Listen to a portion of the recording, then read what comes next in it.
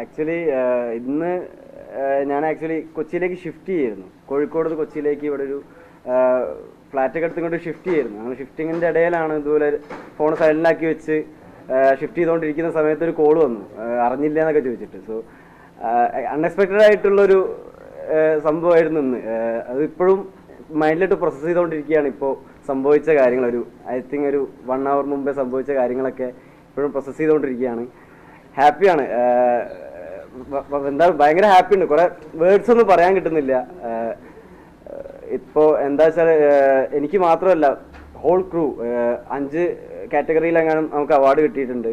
So whole crew ഇതിന് വേണ്ടിയിട്ട് എടുത്ത എഫേർട്ടും കാര്യങ്ങളൊക്കെ, നമ്മളവിടെ ഒരു 6 കൊല്ലമായിട്ട് ഉള്ള ഷൂട്ടിങ്ങും അതിന് മുന്നേ ബ്ലസ്സി സാറ് എടുത്ത പ്രീ പ്രൊഡക്ഷൻ വർക്ക്സും എല്ലാ ഒരു എഫേർട്സും അങ്ങനെ പാഴായി പോയിട്ടില്ല എന്നുള്ളൊരു തോന്നല് ഓൾറെഡി ജനങ്ങൾ സ്വീകരിച്ച സമയത്ത് നമുക്കുണ്ടായിരുന്നു.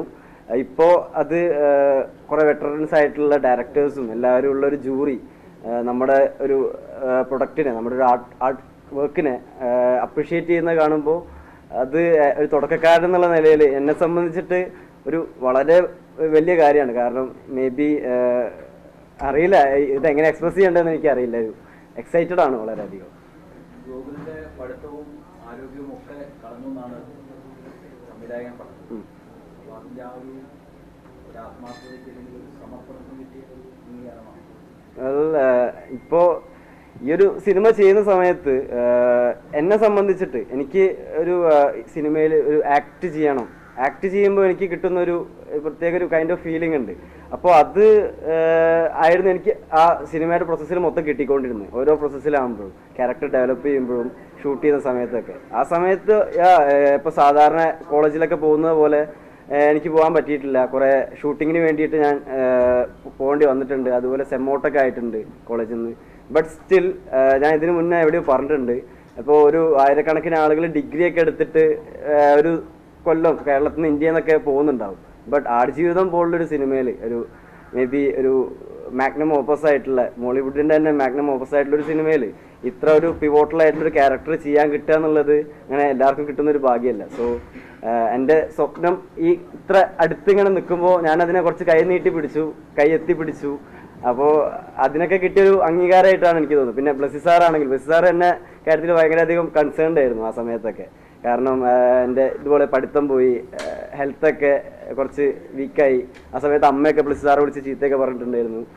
അപ്പോൾ ആ ഒരു സമയത്തൊക്കെ ബ്ലസ്സി സാർക്കും ഒരു കൺസേൺ വരും, ഒരു ആളുടെ ഒരു മകനെ പോലുള്ള ഒരു കൺസേൺ എൻ്റെ അടുത്ത് തന്നിട്ടുണ്ടായിരുന്നു. സോ എല്ലാ ഒരു ടെൻഷൻസിനും എല്ലാ പേടികൾക്കും എല്ലാവരും ഇതിനും ഒരു ആശ്വാസമായിട്ട് റിലീഫായിട്ടാണ് ഇപ്പോൾ ഈ ഒരു അവാർഡ് എല്ലാവർക്കും കിട്ടിയതായിട്ട് ഞാൻ കാണുന്നത്. എല്ലാവരും എടുത്തൊരു എഫേർട്സിനും എല്ലാ ഹാർഡ്ഷിപ്പിനും ഉള്ളൊരു അംഗീകാരമായിട്ടൊരു ഡിസേർവിങ് അംഗീകാരമായിട്ടാണ് എനിക്ക് തോന്നുന്നത്.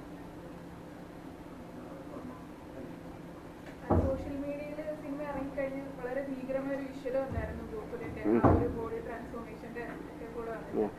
പൃഥ്വിരാജും ഇതേ ഒരു എഫേർട്ട് എടുത്തിട്ടുണ്ട്. പക്ഷെ പൃഥ്വിരാജ് ആണെങ്കിലും ബ്ലസ്സിക്കാറാണെങ്കിലും എല്ലാവരും കോമൺ ആയിട്ട് പറയുന്ന ഒരു നെയിം ഗോകുലിന്റേതാണ്. അപ്പോൾ ഗോകുലിന് ഫിസിക്കലി ഒരുപാട് ബുദ്ധിമുട്ടുണ്ടായ ഒരു സമയം കൂടാണ്. പിന്നെ ഈ ഒരു ഗ്യാപ്പ് വന്നപ്പോൾ ഒരു 6 വർഷത്തെ ഗ്യാപ്പും കൂടെ വരുന്നുണ്ട്. ശരിക്കും ഇനിയൊരു സിനിമയിലും ഇങ്ങനെ ഒരു എഫേർട്ട് എടുക്കാൻ റെഡിയാണോ ഒരു പുതിയ ആള് എന്ന നിലയിൽ? അഫ്കോഴ്സ് ഇപ്പോൾ ഒരു ക്യാരക്ടർ ഇപ്പോൾ ഇങ്ങനെയാണെങ്കിൽ ഞാൻ ഇനിയും ഇതുപോലെ മേ ബി തടി കൂട്ടാനായിരിക്കും ചിലപ്പോൾ ഇനി അടുത്ത ക്യാരക്ടർ ഡിമാൻഡ് ചെയ്യുക. മേ ബി ചിലപ്പോൾ തടി കുറയ്ക്കാനായിരിക്കും. അത് ക്യാരക്ടർ അങ്ങനെ ഡിമാൻഡ് ചെയ്യുന്നുണ്ടെങ്കിൽ ഞാൻ ഇനിയും എനിക്കിനിയും റിസ്ക് എടുക്കണമെന്നും അല്ലെങ്കിൽ ഇതിനു വേണ്ടി ഹാർഡ് വർക്ക് ചെയ്യണമെന്നും അങ്ങനെ ഒരു മൈൻഡ് എൻ്റെ മനസ്സിലുണ്ട്. കാരണം ഞാൻ കുറേ ആഗ്രഹിച്ചിട്ടുണ്ട് ഈ ഒരു സംഭവം, ഇങ്ങനെയൊക്കെയുള്ളൊരു സംഭവം, ഒരു ആക്ട് ചെയ്യുക, സിനിമ, അങ്ങനെയൊക്കെയുള്ള സാധനം ചെറുപ്പം മുതലേ എനിക്ക് കുറേ ആഗ്രഹം ഉണ്ടായിരുന്നു. അപ്പോൾ ആ ആഗ്രഹം ഇപ്പോൾ ചെറുതായിട്ടൊന്ന് കൈ കിട്ടി, ചെറുതായിട്ടേ ഉള്ളൂ കേട്ടോ. അത് ഇനിയും കുറേ പോകണമെന്ന് എനിക്ക് നല്ല ആഗ്രഹമുണ്ട്. അപ്പോൾ അതിന് വേണ്ടിയിട്ട് എൻ്റെ ഹാർഡ് വർക്ക് ഞാൻ ഇനിയും കണ്ടിന്യൂ ചെയ്യും. ഇതിനുള്ളൊരു മൈൻഡ് എനിക്കുണ്ട് എന്നാണ് എൻ്റെ ഒരു വിശ്വാസം. ഈ ആടുജീവിതം റിലീസിന്റെ തലേദിവസം ഗോകുൽ അനുഭവിച്ച മാനസിക സംഘർഷങ്ങളെ കുറിച്ച് ഇന്റർവ്യൂലൊക്കെ പറഞ്ഞിട്ടുണ്ട്. ശരിക്കും ഒരു അവാർഡ് പ്രഖ്യാപനം എന്ന് വരുമ്പോഴേ നോമിനേഷൻസ് ഒക്കെ വരുമ്പോഴത്തേക്കും എനിക്ക് കിട്ടുമോ അല്ലെങ്കിൽ സാധ്യത ഉണ്ടാകുമോ എന്നുള്ള ഒരു ചിന്ത അങ്ങനെ എന്തെങ്കിലും ഉണ്ടായിരുന്നു? ജസ്റ്റ് ഇമാജിൻ, ഇപ്പോൾ എനിക്ക് 24 വയസ്സാണ്. ഞാൻ ഈ ആടുജീവിതം തുടങ്ങിയ സമയത്ത് 17 വയസ്സാണ്. ഇത് തുടങ്ങിയ സമയത്ത് ഈ ഒരു കാര്യം ഇത്ര വലിയൊരു ബിഗ് സംഭവമാണെന്നുള്ളൊരു ബോധം മനസ്സിലാക്കാനുള്ള പക്വത അന്ന് എനിക്കില്ലായിരുന്നു ആ തുടങ്ങിയ സമയത്ത്. അതിങ്ങനെ കാലം കഴിഞ്ഞു. ചെയ്യുന്ന സമയത്തൊക്കെ ആടുജീവിതത്തിന്റെ ഷൂട്ടിന്റെ സമയത്തൊക്കെ ഞാൻ തുടക്കക്കാരനാണ്. ഞാനപ്പോൾ മാക്സിമം ബാക്കിയുള്ളവരുടെ കയ്യിൽ നിന്നൊക്കെ അഡ്വൈസസും അവരുടെ എല്ലാവരുടെയും കാര്യങ്ങളും സിനിമയെ പറ്റിയും ഒക്കെ ചോദിച്ചു അറിഞ്ഞ് പഠിക്കാൻ ശ്രമിച്ചിട്ട് കൂടുതൽ നന്നാക്കുക എന്നുള്ള രീതിയിൽ ആ സമയത്ത് ചെയ്തതാണ്. ഇപ്പോൾ കുറേ ഇതുപോലത്തെ ഹക്കീമിനെ പോലെ നജീബ് കെ പോലെയൊക്കെ കുറേ പേര് മരുഭൂമിയിൽ ഇതുപോലെ കഷ്ടപ്പെടുന്നുണ്ട്. അപ്പോൾ അവരൊക്കെ ഒരു എന്താ ഫീൽ ചെയ്തത്, എന്തായിരിക്കും ഫീൽ ചെയ്തിട്ടുണ്ട്, അവരെ റെപ്രസെന്റ് ചെയ്യുന്ന ഒരു ക്യാരക്ടർ പോലെയാണ് നമ്മളിത് ചെയ്യുന്നത്. സോ അതിന് മാക്സിമം നീതി പുലർത്തുക എന്നുള്ളൊരു കാര്യം ആ സമയത്ത് ഞങ്ങളിത് ചിന്തിച്ചിട്ടുള്ളൂ. ഇത് ഇങ്ങനെ അവാർഡ് കിട്ടുന്നു, ഞാൻ എൻ്റെ തുടക്കമാണ്, അപ്പോൾ അവാർഡൊക്കെ കിട്ടും എന്നുള്ള കാര്യം എൻ്റെ ഒരു നിയറസ്റ്റ് ഇമാജിനേഷനിൽ പോലും ഇല്ലായിരുന്നു. So happy. സിനിമയിലെ ജിമ്മി ലോയി ഇബ്രാഹിം ഖാദറായിട്ട് അഭിനയിച്ച അദ്ദേഹം ഇന്റർവ്യൂ സമയങ്ങളിൽ ഗൂഗിളിനെ കുറിച്ച് പൃഥ്വിരാജിനെ കുറിച്ച് പറയുമ്പോൾ ഗൂഗിളിനെ കുറിച്ച് വാചാലനാകുന്നുണ്ടായിരുന്നു ആ സമയം. അപ്പൊ അദ്ദേഹത്തിന്റെ അദ്ദേഹം ഒരു എക്സ്പീരിയൻസ്ഡ് ആയിട്ടുള്ള നൈജീരിയൻ ആക്ടറാണ്. അദ്ദേഹമായിട്ടുള്ള ഒരു ഒരേ സമയം നമ്മൾ കുറച്ചധികം കണക്റ്റായ രണ്ട് വ്യക്തികളാണ്. നമ്മൾ കുറേ കാര്യങ്ങളിൽ ആളുടെ ഒരു ചിൽ മനുഷ്യനാണ്, ഒരു അടിപൊളി മനുഷ്യനാണ്. അപ്പോൾ ആളുടെ ഒരു ലോ ഓഫ് അട്രാക്ഷൻ ഉണ്ടാവും. എല്ലാവരും അങ്ങനെ ഒരു വൈബായിട്ട് ഒരാൾ ഒരു റൂമിൽ നിൽക്കുമ്പോൾ അങ്ങനെ ഒരു ലോ ഓഫ് അട്രാക്ഷൻ ഉണ്ടാവും.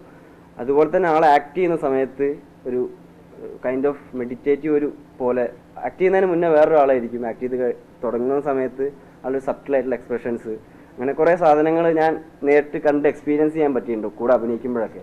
സോ ഒരു ബ്രില്യൻ്റ് ആക്ടറാണ്, ലൈക്ക് ഹോളിവുഡാണ്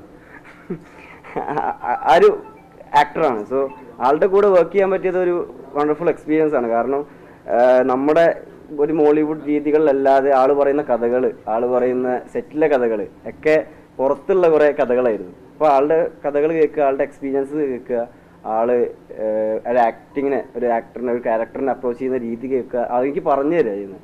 അതായത് എന്നെ ഒരു ബഡ്ഡിങ് ആക്ടർ എന്നുള്ള രീതിയിൽ കൺസിഡർ ചെയ്തിട്ട് എന്നെ നേച്ചർ ചെയ്യാണ്.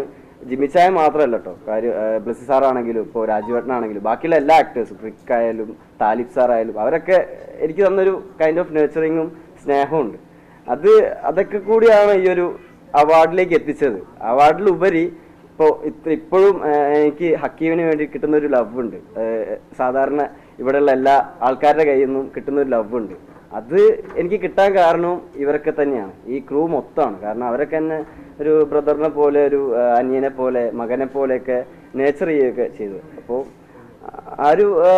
അതൊക്കെ കൊണ്ട് തന്നെയാണ് ഇപ്പോൾ ഈ ഒരു സീറ്റിൽ ഞാനിപ്പോൾ ഇവിടെ ഇരിക്കാൻ കാരണം. സോ എനിക്ക് അവരോടൊക്കെ പറയാനുള്ളത് ഹൃദയം തട്ടിയിട്ടുള്ളൊരു നന്ദിയാണ്.